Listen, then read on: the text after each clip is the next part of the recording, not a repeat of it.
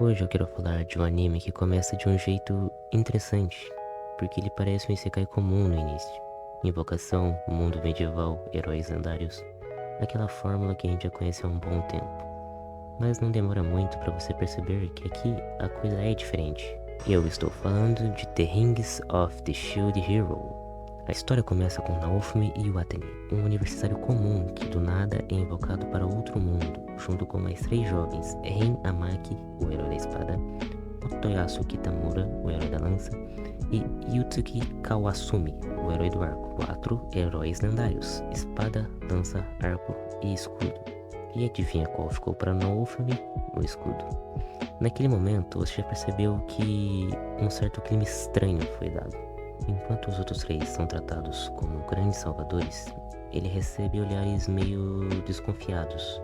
O escudo é visto como uma arma de defesa, de suporte. Nada muito impressionante, mas tudo bem, até aí ainda dava pra relevar. Só que aí entra a parte curiosa. A princesa Vagap, quer dizer, Malt Meromark, se aproxima dele simpaticamente, prestativa. Parece que finalmente alguém vai ajudar nosso cara. E no dia seguinte, ela acusa ele falsamente de um crime que ele não cometeu. Simplesmente assim, sem aviso, sem defesa, sem segunda chance. Ele é humilhado publicamente, perde dinheiro, reputação. Basicamente, vira o vilão da sua própria história. E o mais interessante é que ninguém realmente tenta ouvir o lado dele, porque claro, é sempre o mais fácil você acreditar na versão conveniente, e é aqui que o anime faz algo inteligente. Naofumi não reage como um herói clássico, ele não faz discurso sobre justiça, ele não fala que vai provar sua inocência com um sorriso grande em seu rosto, ele simplesmente para de confiar.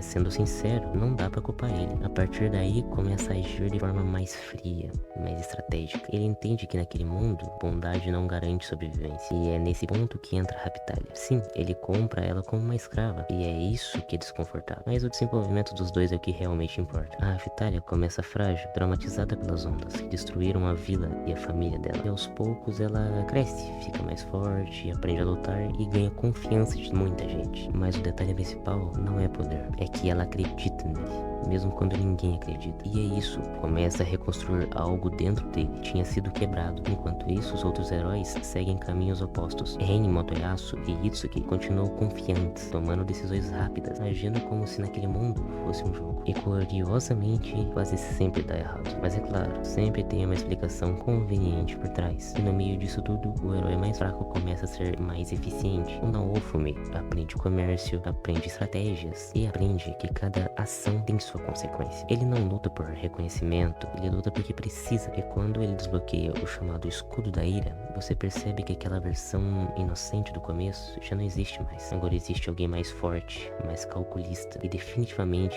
menos disposto a confiar. E talvez seja isso que torna essas primeiras temporadas tão marcantes pra nós. Não é só sobre batalha, é porque é sobre o que acontece quando alguém é traído logo no início e precisa decidir que tipo de pessoa vai se tornar depois disso tudo. Porque no fundo fica a pergunta: o Naofumi virou um herói? Ou ele só aprendeu que naquele mundo confiar demais é um erro?